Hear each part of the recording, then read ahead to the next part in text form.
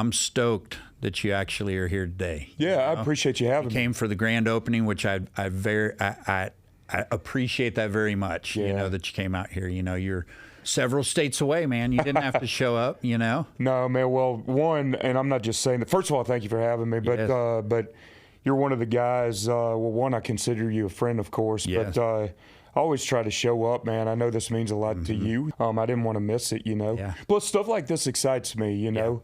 You and I talk a lot about broadening horizons, right? And so, man, I know you have your hand in God knows how many different facets of life, right? And Yes, sir. business.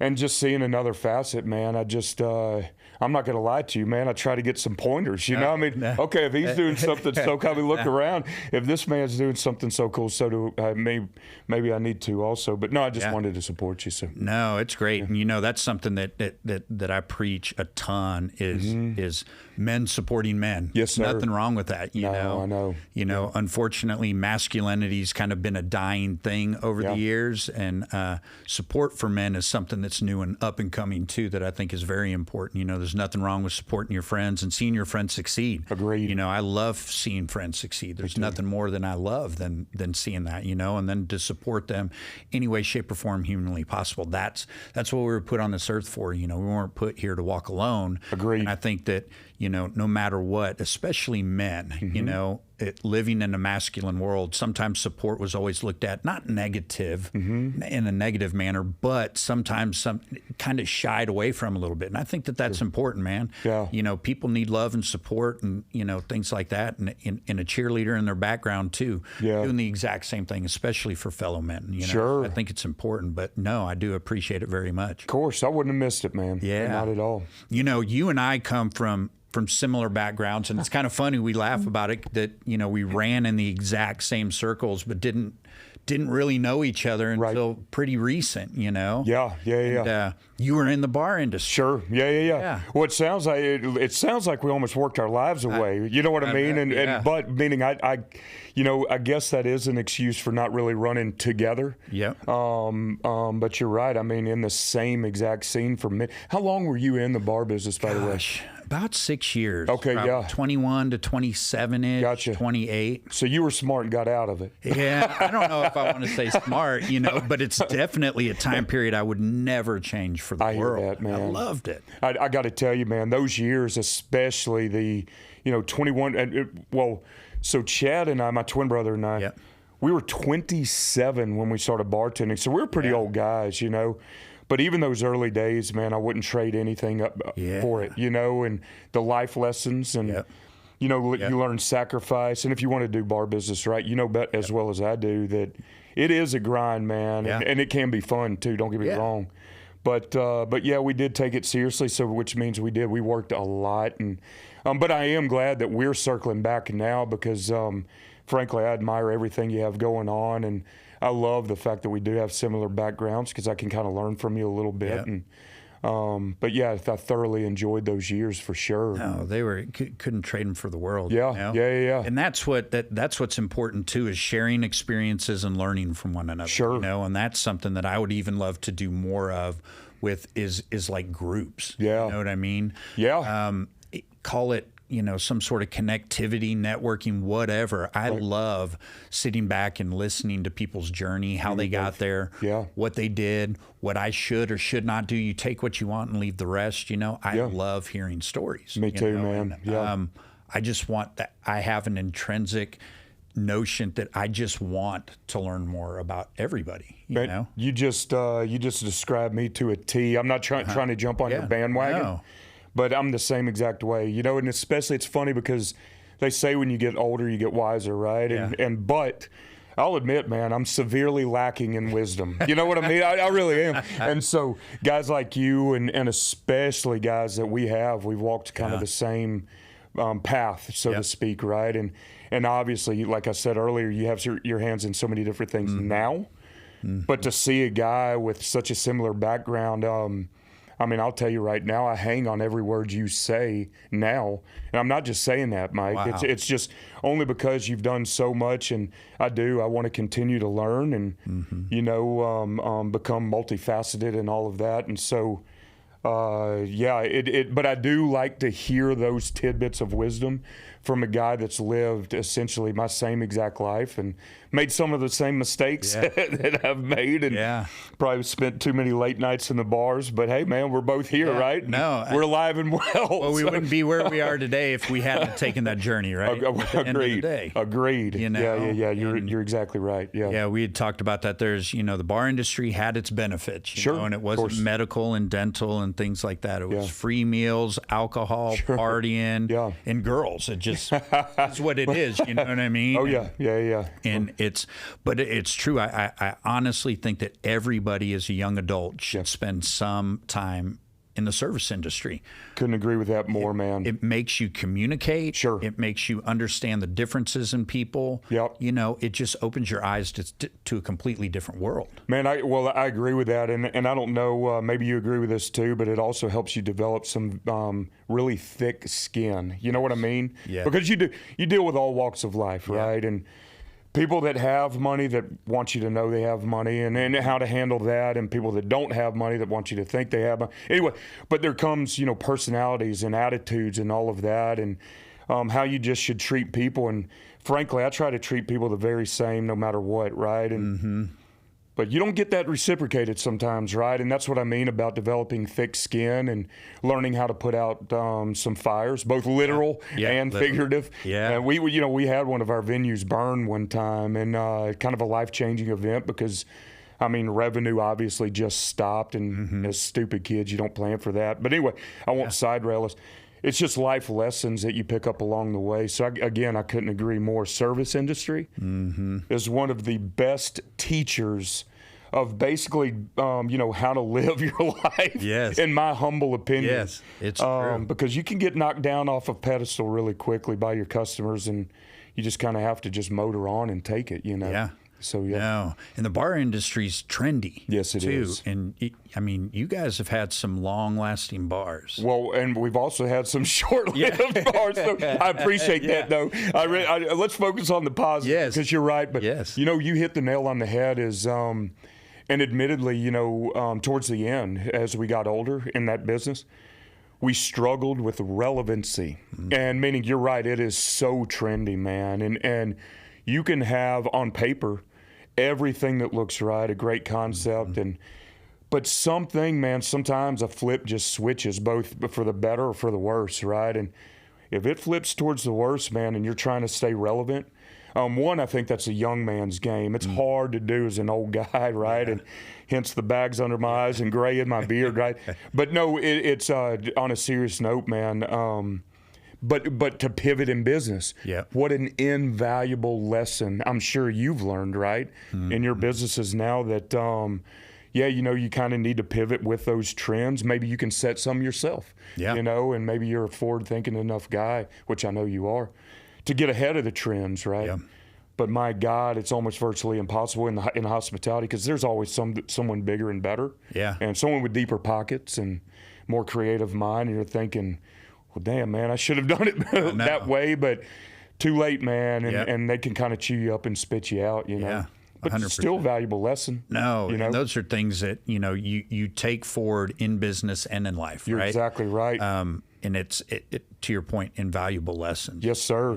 Let me touch on that if you don't mind. Something we learned as far as that is, the few times, and I'm thankful to say it was only a very few, that we found ourselves becoming complacent. It's when we failed miserably. You know what I mean? And so I'm sure you in your business now, which in my day-to-day life, I try not to become complacent anymore at all. And because of that, you instantly fail. And so if nothing else, bar business taught me never to become complacent, never become used to a daily routine. Sure, you can be structured and all of that, right? But you have to evolve, man, or you're just going to wither away and die. And so I take that in my daily life and professional life now, and I think I've learned from that and just try to stay ahead of things. It doesn't always work, but I try it. No, it makes total sense. Complacency will kill you. Yes, it will. At the end of the day. Yeah. Do you find yourself, because I know I'm turning it to you, but I'm fascinated with you, but we were just talking. I know you go to seminars, I mean, I'm going to guess twice a month, maybe even more often. And I know you travel for these, right? Mm-hmm. That's an obvious way to stay educated in your field, right? Is it because, well, kind of a loaded question. I know you genuinely love what you do, mm-hmm. but do you feel that's a necessary thing to do? Even if you don't necessarily love the travel, it's like, no, I've got to do this to stay ahead of my competition? Or are you just always trying to just educate yourself, or a little bit of both? You know, it's funny. Past couple years, I've gotten more involved in that stuff. Okay. You know, I've always been, you know, I started off building when I was 24 years old. Amazing. And man. Hands-on. You know, we actually did the work that one of my best friends who works with me today still, you know, he took another job at one point and stuff, and we came back together, but he's been working with us for a few years now. But we actually did all the work ourselves by hand. And I loved doing it. I loved creating something with my hands and walking away going, I built that. I cut that board. I nailed that board. I painted that board. And does something for you internally, right? You can actually look at the fruits of your labor. And I just loved it. And then, you know, we started doing flips when flips weren't cool. You know, 5 years ago, they didn't have TV shows and stuff like that. And, you know, we had the opportunity to do a couple of those, and then got into new construction. And then built bars and restaurants. And then, you know, and just kept trying to improve. So I've always been a hands-on operator. You know, I like that. I like that description. Okay. Yeah. So after that, I started getting, you know, as we wanted to start growing the business, we have to get other investors involved, just because we only have the bandwidth to do a certain amount. And some of the things that we're doing, you know, makes sense to have other like-minded people involved in doing some of the projects that we're doing. You know, we make a good living. Happy where we're at. But complacency, again, is what'll kill you. Yes, sir. So with that said, we're looking a lot towards the future. We want legacy wealth, and we want legacy things that are left behind for our kids and for generations to come. So how do you do that? You know, we're in an industry that we can provide a service for an industry that will profit down the road over and over and over and over again, you know, in housing, in buildings, in real estate. They're not making any more real estate, right? So at the end of the day, how do we utilize what we already know and do to our benefit and our friends' benefit and our other investors' benefits? I love this, man. And you know, something that I admire about you, and I don't want to air too much of your business, but I want to give you some credit where it's due. I know you're adamant about, for the majority of your projects, being not only an investor as well as the main guy, but a majority investor. And to me, that screams, one, confidence in your product, and two, when you have that much skin in the game, for other people that invest. I know if I ever get the chance to, which I'm begging you to, you know, scrape some pennies together, because I love what you're doing. But anyway, if I ever join with you, I'd love to say, man, you know, I'm following this guy's example. This guy has skin in the game, meaning you believe in what you're doing. So it builds confidence amongst your team, you know? And so I don't think that was a contrived thing. I just think it's a natural thing for you to do, which obviously sets you apart. But kudos to you for that. I just think it's very admirable, you know? No, and that's the thing. If you don't believe in what you're doing yourself, how can you sell it to someone else? I agree, man. You know, there's a lot of people out there that do that, and it's not right. You know what I mean? That's always my first question when I invest into something. Well, what do you have in it? What do you know, what are the goods that you're producing to make me want to invest into this, you know? And so those are important questions. So if you don't invest in your own things, it's kind of a red flag for me, right? I agree wholeheartedly, you know, we had been offered opportunities to have substantial amounts of money that had to constantly move, and I rejected it for the sheer fact of it would make me make decisions I wouldn't normally make. Man, that's so interesting. I'll tell you why. So, you know, when Chad and Jason and I, and my little brother was part of our group too at one time of our lives anyway, and we had absolutely nothing, right? We couldn't ask for anybody to invest because they'd laugh at us. And then, you know, over time you prove yourself, and especially when you're all in with your own money, right? And but anyway, and then developers, investors, everyone started calling. We made a conscious decision for we've had investors on one project, and that was our very last project. It's a long story, but anyway, but we made that decision, and it's so funny that what you said, what you just said, because we didn't want to make decisions to try to make someone else happy, because that just goes against who we are. You know what I mean? And it limited our growth, don't get me wrong. But man, I am so proud of the fact that I can say, if nothing else, we owned what we had outright. And we might not have had 30 venues across the state of Texas, but we did okay, you know what I mean? Yeah. But at the end of it was all ours, you know? And we made decisions that affected us, but more importantly, our customers. Because at the end of the day, you know, they're the most important people. And so it wasn't, we weren't in some boardroom, right? And so, okay, how can we franchise this out to 15 different things, and then you lose your culture and lose your identity? We just didn't want to do that. And so I hear what you're saying. It's what I'm trying to say. Well, and at the end of the day, that's what people invest in normally. Man, you just hit the nail on the head. So if you start changing what people invest in, you're no longer that commodity, if you would. You're exactly right. Would invest in. You're exactly right. And I'm not saying that, every deal that we do, we invest in. Yeah. There's different levels and magnitudes only because my wife and I can only do X. Of course. Now, in the beginning, it wasn't like that, you know, and there's, we had investors that did everything, right? And we were more sweat equity and things like that. But as it's grown, that's important to us. Because again, put your money where your mouth is. Man. And again, some projects were heavier in than others. Of course. Yeah, of course. And it is what it is, right? Yeah. And then same thing with our loans. We do all of our own loans. Until we get to a point where we can't do anymore or what have you, because we've got, just like everybody, any type of bandwidth, to do X, Y, and Z. And we utilize that the best that we can, because we want the individuals that we deal with to understand that we're in it just like you are. So any decision we make, we're looking at from their side as well, because we're sitting right next to them. I love it, man. Just again, just kudos to you, man. I love that. Much. I love the business model. But that's how you should do it, right? I look at the world as a pizza, right? And everybody does what they do best, and that's their slice of pizza to make up an entire pizza. I'm not greedy. I'm not anything like that. I want everybody to do what they can do best for the success of the entire pizza, if you would.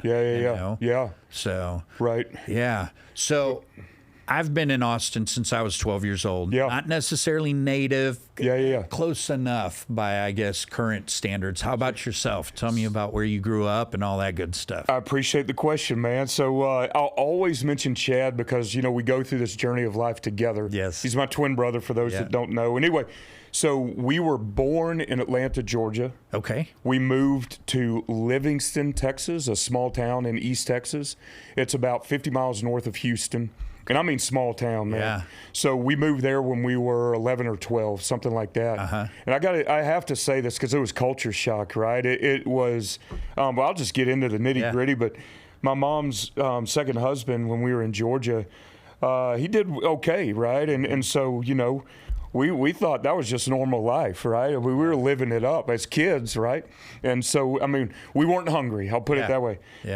Well, he lost his job or whatever. So when we moved to Livingston, man, I can't make this up. We moved into a home that didn't even have central air and heat. And so for a kid that was starting a new school, you talk about culture shock, right? But I love that lesson too, and that's, it's just such a good lesson that never base happiness on financial status or anything like that, right? And I know as a 12-year-old kid, what does it really matter? Well, it does, man. And so anyway, so just walking through that, so yes, we moved to Livingston, Texas when we were 12, went to high school in Livingston, and then in 91, we moved to Austin, and we both went to, I wish I could say Texas State, but we're old enough. It was Southwest Texas at the time. It'll always be that, right? My man. Okay, well, not for these young cool kids. It won't. I know, right? I know. I say Southwest, and I get confused looks like, oh, yeah, wait a minute. I'm your granddad's age. So Exactly. But anyway, but yeah, we've been in Austin, and we took a little hiatus. I moved to Dallas, tried that for a year or two, and just trying to find your way.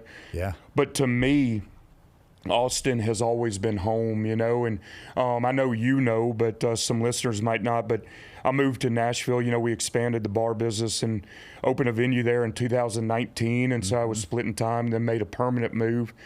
And as much as I love Nashville, but still Austin is home. I love the people in Austin. I love this kind of stuff in Austin. There's a lot of creative people, and I tend to thrive in this environment. And so anyway, so 31 years in Austin, and frankly, I hope I don't leave, you know. You have these big, grandiose dreams of retiring in the mountains and stuff. I don't know if I want that anymore, man. I'm really finding Austin's home for me. Yeah. And I like the people here in the community. Yeah. So, yeah.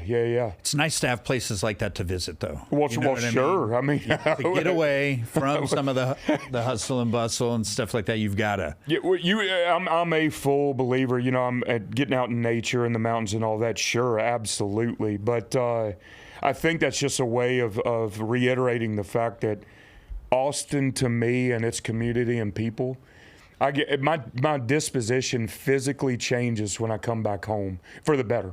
Yeah. And if that's not a telling sign, you know, and as a city, we're going to have our growing pains like any other city. Mm-hmm. But I'm here for it, man. Yeah. And you know, and I'll grumble along with the other ones when traffic is at a standstill.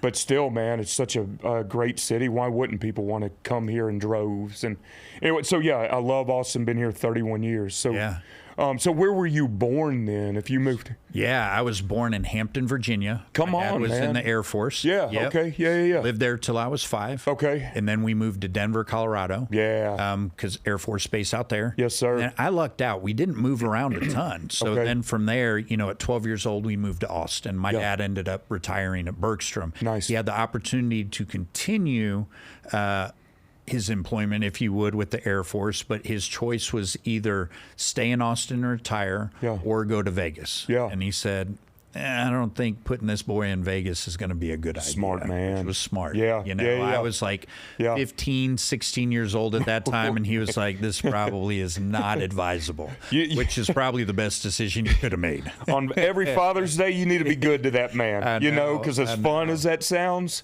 it might have eaten you alive, but it would have me. But absolutely it would have. Just having, you know, just understanding what I had at my fingertips in my early 20s. Yes, sir.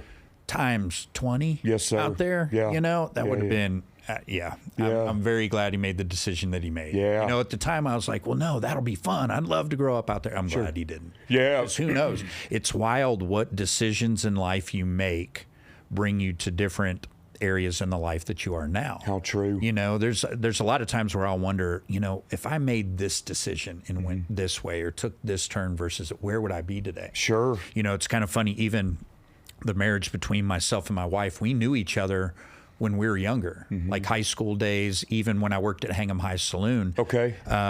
You know, she had a boyfriend. Yeah. I had a girlfriend. We looked at each other from afar. We knew who each other were. We both had crushes on one another, but I respectfully, you know, stayed away. Yeah, buddy. Yeah. She even said, you know, I saw what you were doing back then. I saw you running around and, you know, drinking girls, getting into fights every weekend. Sure. I saw that, you know, and we still had crushes. She was like, but it wouldn't have worked. And it wouldn't have.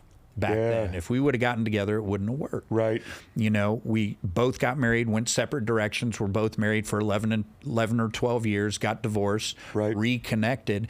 And when we started dating, we literally sat down, had a conversation going, you know, this, I can deal with this. This is a deal breaker. There can be no name calling. You know, kids are a priority because she had 2 kids from a previous marriage and I had mine. Right. And when we came together, we had intelligent conversations that you don't have when you're younger. Man, you know what I mean? Yeah. And I hate for it to sound like it was almost semi like a business conversation, right? Like we were interviewing each other at the same time. Right. And just laying boundaries and guidelines to live our life, you know, God-centered, you know, respect of one another, things like that, which were things that I had never done before. Now, granted, I give her a ton of credit because she, spent 25 years in HR. So we always joke about that. I'm like, you just understand how to handle me? And she's like, well, no, I've just kind of been a psychiatrist for 25 years for large corporations. So you found a good one, buddy. And she's tremendous, man. Man, you said something and that it was like a business deal, right? Yeah. Well, marriage is obviously a contract, right? And yes. And look, let me say, this is coming from a guy that's notoriously terrible at relationships. I'm trying, buddy. I'm trying. Yeah. But I love that approach. Let's hash it out like adults, man, especially at our age, right? You've been there, done that, man, right? And so, I mean, why not lay it on the table? And I have to sing praises to your wife, so only because I've only talked to her a couple times. Yeah. You can tell she listens when you speak to her, which is rare, unfortunately, I mean, you're always talking to people that are looking around the room, and she listens. So something tells me that what she says, too, she also means, She's very genuine, maybe. And so, I mean, it obviously worked. I'll say this and hope she listens to it later, but you sing her praises all the time. You talk very highly of her, right? Yeah. And as far as this partnership, not an arrangement, but you know what I mean. And so kudos, man. I mean, no, she's. It sounds like you guys did it right. And I would love to sit across the table from a woman and say, "Hey, let's be really honest." Yeah, might sting to hear what she has to say, and her cons list is much longer than the pro list for me. I'm looking up. I want to scratch some of those out, babe. But anyway. Maybe one day, but job well done, man, because it obviously worked for you. No, I owe a lot to her. Yeah, I know focus-wise and everything else. It's nice to have someone behind. She's very much a traditionalist in an untraditional world. I like that. I like how you put that, yeah. She grew up, her parents were very traditional, things like that, and she thinks, the husband should be the head of the household with great support from his wife. Yeah. Those are things that, you look at nature, right? And you look at lions, and you look at things like that. Nature, it works in nature. Sure. It used to work in households in the 60s, the 50s, the 60s, things like that. And then things started changing a little bit more. Yeah, they did. And I think things are presented and built in a way that do work. It's when you start messing with them that they don't. Yeah, man. And it has nothing to do with, I'm not a chauvinist. I'm not anything like that. But there's things that work well together. Sure. And she understands that, right? Yeah. I am 100% all in for strong women, and most of the people that work for me are women. Right. There's nothing more awesome than I like seeing as a powerful, strong woman. Agreed. Yeah, she's very powerful, very strong, but also in a marriage standpoint, is exactly what I needed and exactly what she even considers just true traditional marriage values. Right. Which is super rare. Now, tell me, does Bristol, your wife, does she play a role in daily operations for your business too? She does, right? She does. Okay, a major role. Yes. Yeah. You've got to love that, man. Just that partnership in both marriage and business. So, I like that. And it's tough. I know a lot of people that are like, I don't understand how you guys can work and live with each other. Yeah. But, if there's that respect and that love, it never becomes an issue. Right. I'm not going to say we never have disagreements, but what I can tell you is she will not fight. Yeah. She does not fight.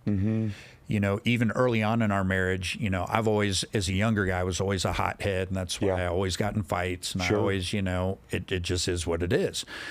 I learned from her, or there's been times where I'd come home and I just wasn't in a great mood. She would go, hey, ask me a question or something. She could see that the response wasn't something that was probably appropriate, or I may have jumped on her a little bit or something like that because I was mad at something else. Sure. And she would go, hey, totally had a bad day. I'll come back to you in a half an hour.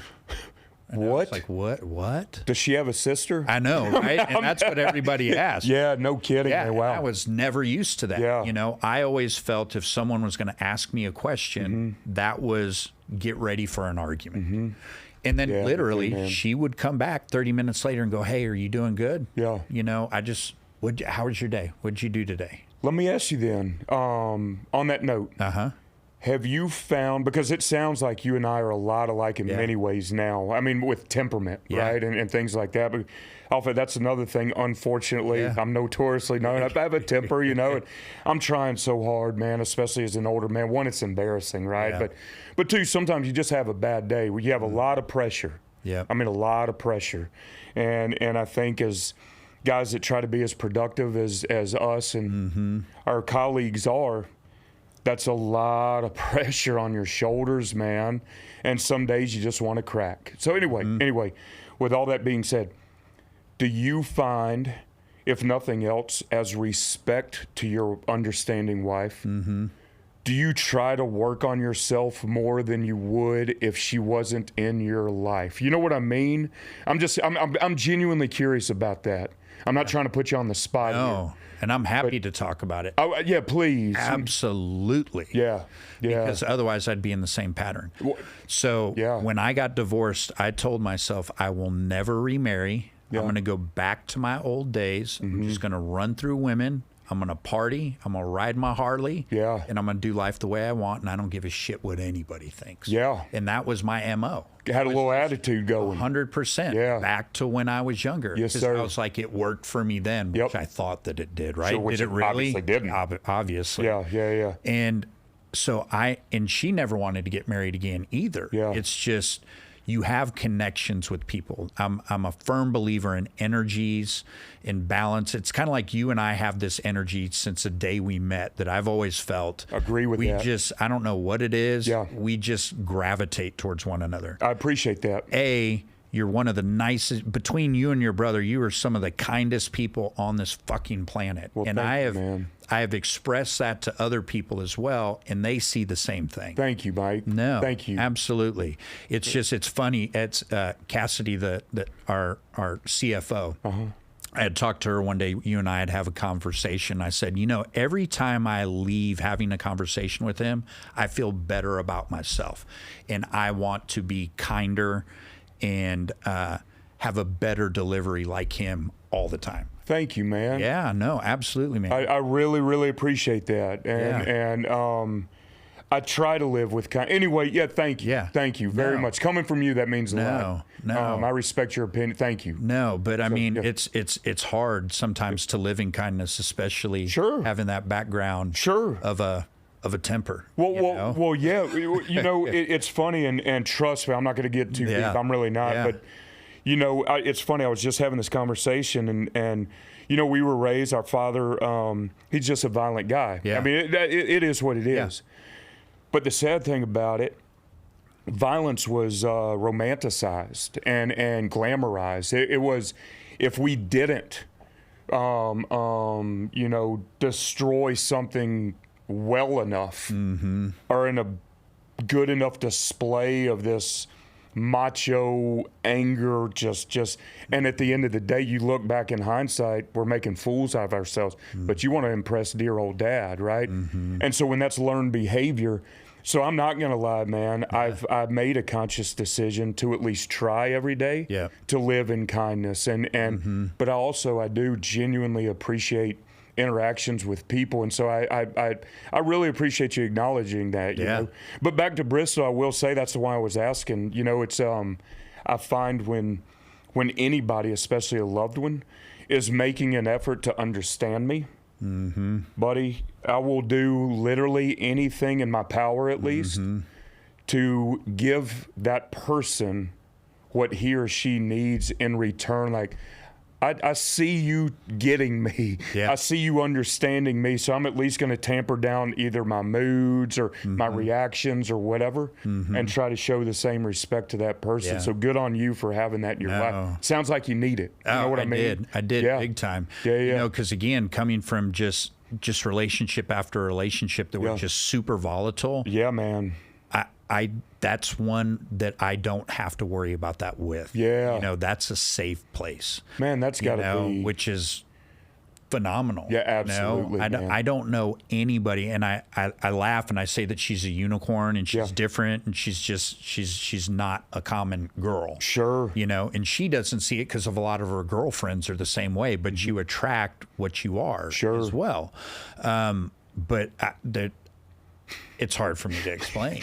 You know what I mean? I just don't even. I meant when I asked if she had a sister. I'll tell you what. So for whatever reason, I picked the volatile ones, man. And don't get me wrong. I'm going to say this. Every single one of my exes are amazing women. I want to put that out there. And we might have butted heads, which we did, and that's another thing that's kind of well known, but unfortunately. Yeah. But I tend to pick women that I think I have a little fun with it, man, which is a terrible thing to admit. But it's true. And, man, I'm trying. Like I said, I mentioned gray hairs in my beard, right? I mean, all of those little dust-ups and those arguments and stuff, man, they make me an old man. I don't want that anymore. I want to – let's flip that switch, right? And let's get back to – let's just be calm and help each other just produce in life. Let's be positive and let's go. And, she and I are going to have really bad days sometimes. Let's understand that, move on, right? Yep. I don't want World War III, buddy. Yeah. And it's never the problem, it's always a solution. Yeah, right? Man, yeah. And I just... You're a wise man. I like these. It's a lot of that, failure is what that's from, unfortunately. But very similar to you, I always was attracted to those I felt that I could help or fix. Yeah. Yes, sir. And a lot of times it wasn't even necessarily their issues as much as it was mine. I hear that loud and clear, man. And, you just learn a lot. Yeah, you do. Know? Yeah. You grow so much. You've got 16 to 18, like 18 to 24, and then like 26 to like early 30s. I think you change a lot in there as well. Then after that, you're pretty much who you are. Not that you can't improve here and there, but yeah. I'll tell you why I perked up a little bit, and I've thought about this for whatever reason very often.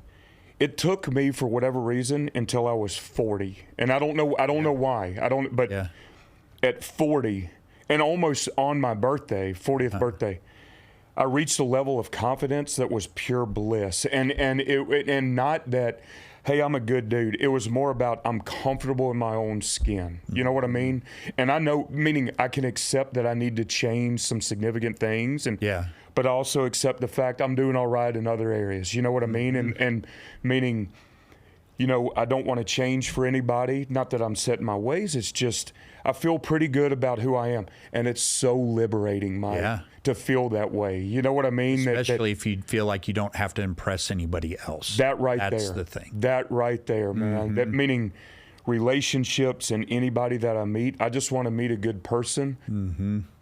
I swear to God, I'm not saying this arrogantly. I don't care what these people think of me, meaning what I'm doing in life. I want to be known as a good human being, But it's so blissfully liberating to feel that comfortable and confident just in who you are. For all your faults and all your accolades, right? And or achievements, and so... but it took me a while, but it sure is a fun way to live. You live free a little bit. Yeah. It's kind of funny. Even prior to us getting to know each other better, a lot of people know the bar industry, and then they know about the show. Yes, sir. Right? Yeah. Let's dive into it. Let's talk about it. I'll get into it. Okay. And it's funny, sorry to interrupt, sure, let's go. Before you do that, one of the things that I had seen, because I had gone back and looked at some of that stuff, my thing was I gave you kudos because I was like, that man, A, wasn't going to settle. I appreciate that. And B, understood that was going to be a life decision. That's it. And how on earth can you come up with a life decision in that short amount of time in front of America? Well, let me tell you, and I'll look you straight in the eyes. I'm not lying one bit. I think it can be done. I think it can be done if you find the right person. Yeah. But I'm going to tell everybody, and for those that don't know what you're referring to, I was on The Bachelor, and I was on it twice. Yep. Because for whatever reason, I didn't pick anybody and became public enemy number one and hid like a troll under a bridge for a few years. And for whatever reason, they asked me back, but I did have hope, and I mean that when I say I do think it can be done. Yeah. So my first time on the show, Mike, I tell anybody that will listen. So imagine being put into a room with 30 women and being told you need to find your wife in this room, right? So sometimes it can be done. You just never know. And I want to give credit where credit is due. Those women were amazing. And the final two, Jenny and Deanna, I know I'm taking us down memory lane. Do it. But were phenomenal women in their own right. They really were. I just didn't fall in love with either one of them. Yeah. And I damn sure wasn't going to lead a woman on at all. That's not my style. And just for the sake of, well, you need to fall within the parameters of the show. Well, when I was being interviewed as a potential candidate for The Bachelor, I can't make this up. It was a setting kind of like this. They're filming you. And I looked directly into one of the cameras and said, I want you to film this. I don't know if I'm going to be the right guy, because if I'm not feeling it, I'm not going to pick anybody. That saved me at the end, because there's a lot of pressure to pick somebody, of course. Yeah. So go to the tape. Let's say, what is it that Rogan says? Who is it? Pull it up with his man. I forget his name. Jamie, pull it up. Yeah. I would love to use that line, right? Yeah. And so, but anyway, but it was true. I said, hey, look, let's review the tape. I mean, I'm just not going to sell out, right? Yeah. And I'm not saying, hey, look at me, great. I'm just. That's real life to me, man. That's real life to me. For the girls involved and for me. I didn't want to be a sellout, right? Yeah. And so the second time, I thought, hey, there is still a chance. And I'm not going to lie, man, with Emily, the woman that I did get engaged to, I fell in love with, no doubt about it. But it fizzled quickly, man. We got to the real world. We realized we were different people. She's a much better person than I am. I'll say that, I mean, all day long. And I think she realized really quickly, like, ooh, wait a minute, this is my fiance, this bar guy?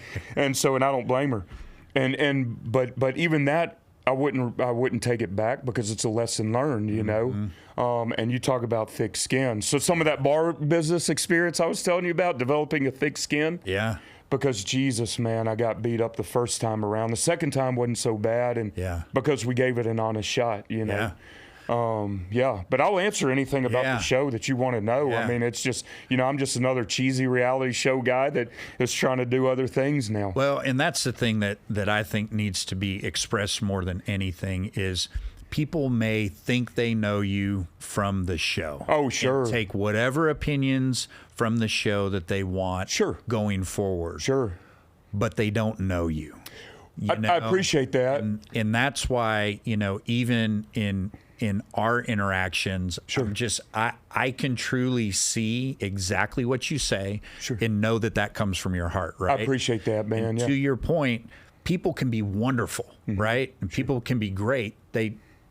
Not everybody is going to fit in a box that is perfect for you. Absolutely not. And there's nothing wrong with looking at someone and going, you're awesome. You're everything someone could want. I just don't think that we work out together. Sure. You know, it's funny. I got married young. I got married at 22 years old. Something like that. I was married for 6 months. No kidding. Yeah. So, and I kind of don't count it. Yeah. It was a waitress in one of the bars I worked in. Yes, sir. We dated for a while, and I figured, okay, I'm supposed to get married now, I guess. Everybody, even at the wedding, was like, look, dude, you don't have to do this. And I'm like, well, I guess I'm supposed to do it. What else am I supposed to do? Yeah. Right? Yeah. So I married her. Okay. Great girl. Of course. Don't wish, never did anything wrong. You know, I was the asshole for sure. But one day she wanted to start looking for a house, start, you know, talking about having kids. And this was shortly after we were married. And I knew that she was not the one for me. Wow. And with that said, I had to tell her, this isn't going to work. Oof. Because the last thing I wanted to do was introduce kids into something that I thought would help me fall in love with her to the extreme that I should. And then I would destroy someone else's life. And we just went our separate ways. I haven't talked to her since. I've seen her a couple times in town. She still lives locally. Okay. And I would love to be able to talk to her. But again, I understand I'm the enemy. Sure. You know. But truly where my heart and where my feelings were was, this is what I am doing is not good for her. I hear that, man. You know, and I didn't want to do that because I knew I wasn't in it. I love this perspective. And first of all, I'm glad you shared that because obviously I didn't know that, right? And you know, that's a pretty big deal. Yeah. You know, a 6-month marriage, I'm sure it weighs on you a little bit. And, you know, you try, but still it's, I mean, textbook definition of a failure. And I know you're a guy that doesn't like to fail, right? And even though it's really personal. So I'm not calling you a failure. I hope you know that. Just you failed at this one thing. 100%. Everything you just mentioned was going through my mind, racing through my mind. Now, mind you, I had well, I mean, at the end of the day, it was maybe 3 months, right? I mean, but we filmed for only 8 weeks, right? And I mean, so think of that, and making a life decision. And you know, it's one of those things with Emily, I really did think, okay, and I even think in my little proposal, I used the term leap of faith, which by all definitions, that's what it was. I take marriage very seriously, man, and I take commitment very seriously. Never cheated on a girl in my life, never will. I think it's a respect thing, all of that good stuff. And so all of that was racing through my mind, but the first time I knew it was going to be really rough. And you know, I just didn't want to do that to the girls or anyone else involved. And it is what it is, you know. But I got to tell you, man, I got beat up. I got my my ass whipped. And man, you know, you start questioning yourself as a human being. I thought I was doing the right thing here, you know. But anyway, I'm so glad kind of that's old news. It's funny, every once in a while. So that show has a broad reach, man. A broad reach. And I now we know each other. I'm actually a private guy. I mean, I'm not on social media. You're not. And that's I do that purposely, right? So, and one of the main reasons I went on the show, another reason, is to force myself out of that box to become, you know, a little bit more social and everything. And the prospect of just doing this was fun. Well, you know, anonymity goes away really quickly, you know. A little bit. So still to this day, I'll get recognized, you know, and which is kind of cool because now people are nice at least. Enough time gone by, I guess, in those water cooler conversations. Well, buddy, if it's not, man, you need to let go. You know what I mean? I mean, look, I'm all for having your own opinion. If you're still pissed off at me, it's time to move on, man. I mean, I don't know what to tell you. You need to get something in your life. I'll buy you a beer. I mean, let's go. But there were times, man, I'm not kidding. I'd be walking through an airport and people would just find that as a time to yell, "You're a jerk, you're an asshole," you know, and thinking like, man, but I really was doing the right thing. I wasn't out to prove I'm a badass that doesn't need anybody. You know what I mean? And so, but then the second time around when they knew Emily broke my heart, it was a little more compassion. I was getting hugs in the airport, so I'll take it. You know, you're like, it worked out well. The sympathy card. I'll go out on a date. My heart's broken. You know, I'm kidding. But anyway, so. But such a big lesson in life. Go ahead. Oh, yeah. Do you keep in contact with any of them? No. Well, Emily, no, because of the respect thing. She's happily married. And in fact, I think this was aired, but I texted her only text, didn't call, the day that I found out she got married because that guy supposedly is just, I mean, perfect. And perfect for her, more importantly. She's happy. I mean, that's a line. Look, man, I mean, we had our deal. And then over the years, sure, every once in a while I'll get a random text, but who I do keep in contact with, the host, Chris Harrison, who actually just recently moved to Austin. I don't know if you know that. That's what I heard. Let me tell you, man, I know he went through his ordeal with the show. That guy is salt of the earth, and I'll say that until I'm on my deathbed, man. And he was dealt a bad hand. I mean, he came out on the better end of that thing, but you know, that's a whole other conversation that we can have anytime about cancel culture and all of that. And, you know, but that man is truly salt of the earth and cares deeply about everybody on that show, regardless of race, regardless of anything, social, economic level. He doesn't care. If you're a good human being, he's your friend, right? So anyway, I want to say that. I want to make that note. But anyway, so I stay in touch with him. So vicariously, I live through the lives of some of the other contestants. And I'll hear like, that guy's kind of a jerk, or she's perfect, and all of that. You know what I mean? And so absolutely. So I try but my involvement with the show, I very politely and respectfully declined any and all involvement for any kind of public, displays. Right? Yes. I mean, I was tired of being a zoo animal, man. I'm back to normal life. I bet. That's got to seem like a lifetime ago. Well, my 100%. Yeah, man. Sometimes when you think about things in the past, you're like, did I even live that? Did that even happen? Because some of these things are so long ago. Buddy, I don't know if you realize, I mean, the second time I was on it was 2010. I mean, that was 14 years ago, you know? And that's what I meant. If you're still pissed off at me, that's all you. Dude, find a new show, man. Find a new enemy. I mean, that's holding on to a grudge. But I'll say, some things I kind of regret. I've got to admit, I know you're supposed to live life without regrets. But I'm very happy, and I'm honored to have been chosen and all of that good stuff. And it's afforded me some things, meeting some people that have developed into some really good relationships, and so I wouldn't trade it for the world, not at all. Yeah. So again, it goes back to that what you did before brought you to where you are today. Yes, sir. Absolutely. With the knowledge and what you've learned and everything else. Sure. Yeah. What are you doing? So I understand you had several bars here. Yep. And then you did some in Nashville as well. Yes, sir. What are you doing outside of that, and are you still in the bar industry? Let me tell you why I'm laughing. Yeah. I don't know how to answer that right now, and I love this. It is the strangest time of transition in my life, and I'll tell you why. So my business partners and I, who is now just Chad, my twin brother, and Jason Carrier. Mm-hmm. A year ago, we were approached by a guy that wanted to buy our entire company, right? Mm-hmm. That deal fell through, but he did end up buying the 2 Austin locations that we had. So that was closed, I believe, in May of last year, right? Mm-hmm.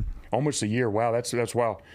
So, and then we just sold our Nashville venue and one of our venues in Houston, right? Okay. That leaves us with only one venue. And that one venue I have little to no involvement in whatsoever. Mm-hmm. Jason oversees the Houston properties, and he's phenomenal at it, right? Mm-hmm. I'm going to be honest, I had one foot out the door anyway for quite a while. I told you I'm an older man. I think if you're not in the bars on a daily basis, they're going to flounder. Mm-hmm. And complacency. Yes. Okay, I just wanted to go. So I have been in a transition of figuring out what's next, right? Mm-hmm. And it's both exhilarating and terrifying, I thought at one time that I was going to retire, and for about a month that was exciting. About a month. About a month. That's all it lasts. And I need to make this very clear. Whenever we sold out, and I, a lot of people display false narratives, but we didn't get life-changing money. You know what I mean? Yeah. I mean, it was a great deal, don't get me wrong. But I want to be very forthcoming in this that, it wasn't that I was looking for that mountain house in Colorado. It was more about, okay, I can breathe, bills are paid, but what's next, man? Something's got to be next. Yep. And so I've been looking for that. So I'm happy to tell you, and hopefully I can voice this, but Collective, the gym and Social Performance Club, has asked me to be a part of that, and we're talking about, well, what does that role entail, And I'm really interested now because I'm interested in health and wellness, and I promise myself whatever I do next is going to be a labor of love. I'm going to genuinely love what I do. Well, I love health and wellness. I know you do too. Yeah. And I'm fascinated with your offices here at Collective and now your podcast studio, everything, man, that you have going on. And so I'm trying to do that. I'm trying to get into an industry, and the leadership of Collective, I really respect. We've talked about this without being recorded. Yeah.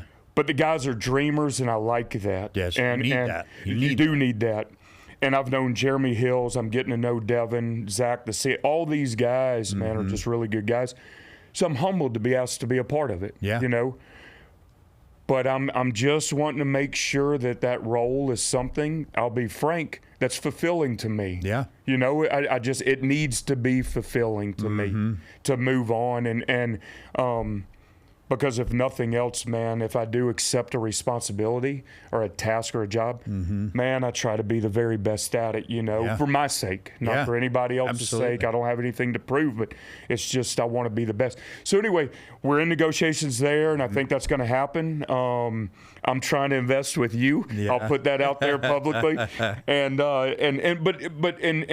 anyway, I just want to do a labor of love with something that I really genuinely love. Well, and then if you do, that's what I found, and I was blessed to have found it at an early age. If you do what you love, yes, sir. It's not work. Well, I can see that in you. 100%. That's why I lit up whenever you were saying you started building at 24 and you loved it, right? Yeah. And look back and see something that that's mine. That's my mind coming to fruition, right? Yes. And you can literally put your hands on it, live in it. And that's one of the things that's super cool is to be able to do something like that you can touch and feel, something that's tangible. Yes, sir. Right? Yeah. It's something that feeds your soul at the end of the day, too. Yeah, man. Know, that's hugely important. Well, and that's what excites me, hopefully, about Collective, that, you know, they're growing and they want to grow. Yep.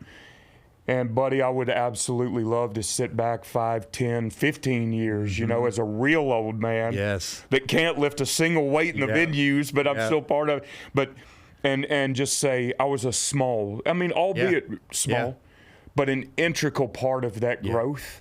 If I could help those guys, I would be on cloud 9. And so, but bottom line is this: if I don't absolutely love it, I don't want to do it, man. Life's short, and you know, I'll eat a few more ramen noodles and less steaks if I can just do something that I absolutely love. Just being happy in it. Yes, sir. You know. Yes, sir. You know, the other thing, you are in ridiculous shape. You know this. Thank you. I mean, and it's infectious, but you know. Thank you. I'm about to hit 50. I'm not in near the shape that you are. I would love it now. Come on. I'm definitely in better shape than I've been in my entire life. Yeah. But you punish the shit out of yourself, man. Well, thank you, I think. I know, right? Thank you. But that's something you enjoy as well. What are some of the things that you're doing? Like, I know you've done a bunch of races. Your brother just did one that you were super supportive of, and he's looking freaking phenomenal. Yeah, yes, he is, man.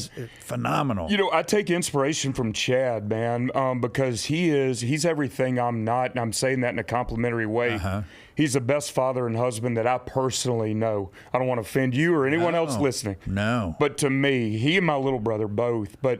And so finding time to really train and do some personal things I'm learning is really difficult. And kudos to you guys, because I see you in here. I'm going to turn it right back around. I mean, look at you. And I see you in here every day. But as far as like punishing myself, yes, I do. I love it for whatever reason. I think that maybe it's my way to work for the day, you know, and I'm missing that. We just identified that or acknowledged that. But I want to live my life, and I'm not trying to sound like David Goggins, right? Yeah. But I think most people our age that we run with are really comfortable in life. Your bills are paid, food's on the table, kids are going to good schools and all that. Well, you can become complacent and too comfortable. I don't want to do that. I'm terrified of being comfortable. I want to reiterate, I'm not David Goggins, buddy. I'm not. But you're pretty damn close. Well, no. What I see. But no, man. But I'm terrified of being comfortable in daily life. I'm terrified of getting used to being comfortable, right? And so, yes, I do try to train hard. And so I do. I search for you know, crucible events that I may or may not have told you that I've trained with some Navy SEAL guys that ran me through a crucible that was life-changing. It's called Kokoro. It was 53 hours. It's essentially a civilian's version of their Hell Week. Oh, wow. And the hardest thing I've ever done, but the most life-changing, rewarding thing I've ever done. And when we secured that, there were 16 that started, 6 of us finished. They only have, I think, a 25% completion rate. And I remember, and those guys are brothers for life. And I'm not too emotional of a guy, but tears were flowing thinking, man, I just did something that a lot of people wouldn't even choose to do. But it's things like that. It's just, again, don't want to be comfortable. No. So I think being in physically good shape just as a byproduct of just trying to push yourself on a daily basis, man. Look at you. You do the same thing, man. And that's the thing, too. When I look back when my parents hit 40 years old. Yes, sir. I remember seeing that and going, this is what 40 is? Yeah. And I was terrified to hit 40. But as a generation, we're a hell of a lot more active than our parents. Yes, sir. Generation before that, because seeing my parents, they came home, they cooked dinner, they watched the news, they fell asleep in their chairs, they went to bed. Yeah. Rinse and repeat. The next day. Then the weekend came. It was cut the grass, bag the leaves, do this, do laundry, and that was life. And I looked at it and was just like, wow, I do not want that. I hear you. I'm kind of the opposite, and I need to say, like I said, our dad wasn't around in our lives, but my grandfather and my father were both commercial brick masons, right?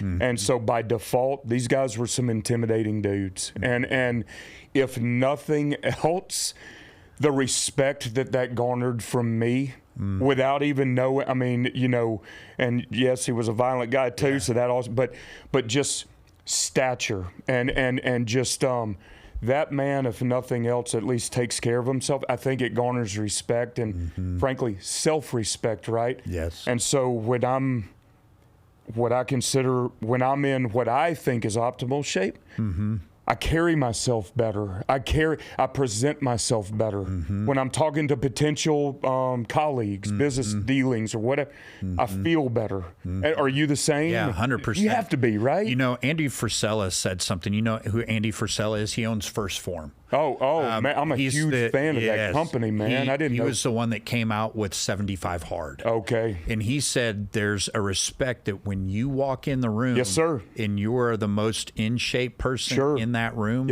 that you carry.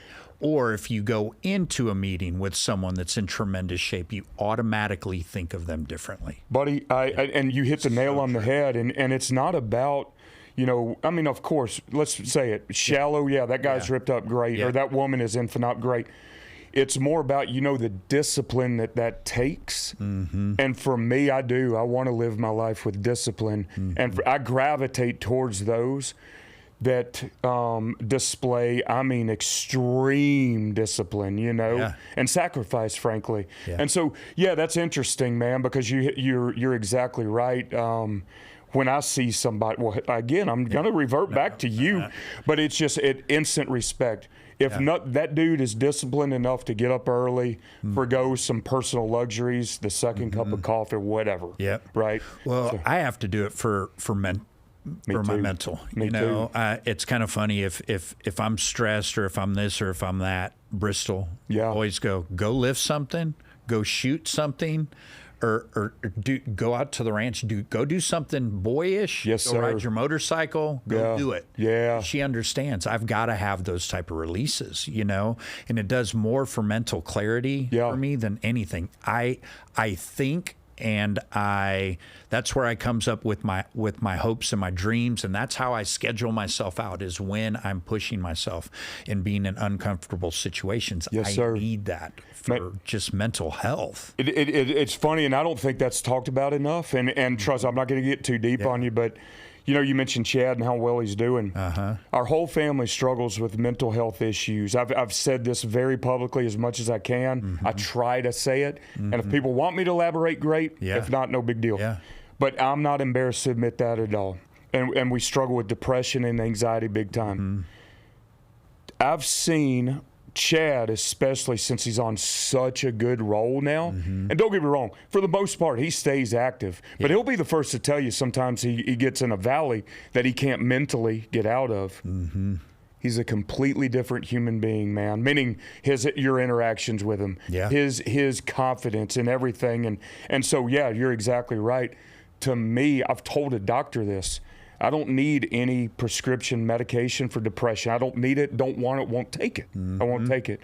What I do need is going up and at least following my whatever structure I set, and part of that is taking care of myself personally, right? And so that's what helps me get through a day. And so if I miss it, I'm off. Yeah, and that's the whole. I'll just be honest. And they've proven that. You know, the serotonin that your brain makes, and everything else is just that comes from this. Yeah, man. Yeah. You know? Yeah. And to your point, you know, the body was built and made to heal itself. Sure. You know, there's reasons why they don't want us learning this and understanding this, is because pharmaceutical companies and all that stuff, it just is what it is. They want you to take a pill and then these 5 others to, you know, to help with the side effects this one takes. When in reality, if you listen to your body and what it does and what you put in it and how you treat it, the body will heal itself in most cases. Mike, I can't tell you how many times, and for the most part, it's ex-employees, ex-colleagues in the bar business, because you know as well as I do that, you know, all of us, you drink, you party, you're up late at night, you don't sleep well. So many people have reached out, thank God, to me and said, hey, man, I'm struggling. What do you suggest? Because like I said, I'm open with mental health issues and everything. First thing, get on any kind of physical regimen, any kind. Start watching what you eat, and just 8 weeks. Get into the gym for 8 weeks and let's talk. And after 9 out of 10 times, people come back to me. One, you can physically see it immediately when they walk in the room. Oh my God, you're a different person. You're glowing. And I'm talking men and women. And just say, thank you, that's all I needed. I feel so much better now. I just at least feel better about myself. And it does. It just starts. 100%. Just take care of yourself, man. It really is that simple. Well, and it's infectious because other people see it and other people gravitate to it as well. I agree. And that's one of the things that, to your point about officing out of here, there's no excuses for those that I work with. You know, there's none. You got to walk through here. You know, on Wednesdays, we always do the 4:30 yoga and stretching that they have downstairs, and we do it as a company. Your whole office. Kind of our, it's kind of our thing, you know, and you never know how tight your hips are, your waist is, and stuff like that. I'm not a yoga person. However, doing that, I love it. Yeah. Absolutely love it, because you just don't realize how much tension and stress you carry in your hips and your waist and all of that, and especially because we're stagnant a lot of times. Yes, sir. Sitting in chairs, we're not moving around, you know, and that is something we do as kind of a team building thing, right? Man, do you know you're going to get a resume from me? We were just talking about finding something to do, and all it's going to say, well, I can sell the hell out of beer, so please man, give me something, which means nothing in your world. But anyway, jokes aside, you know, I was saying this earlier. That's why I admire you so much, is having the, I guess, foresight to office out of such a productive environment, right?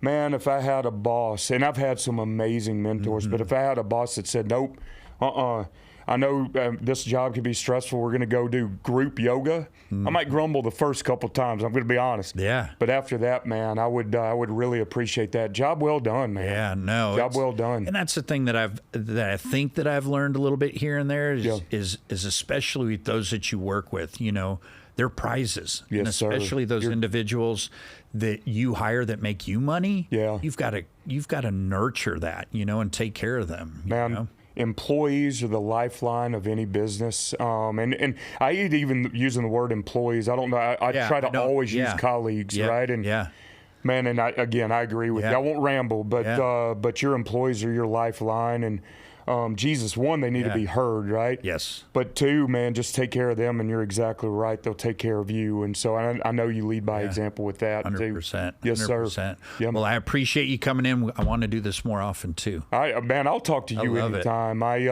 One, just thank you for having me. No. But I admire the hell out of you. It's a true honor anytime I speak with you, much less recorded. And so, but anyway, thank you, Mike. No, absolutely. Appreciate thank you very much. Yeah. Sir. Like getting to know you, man. Oh, yeah. Yeah.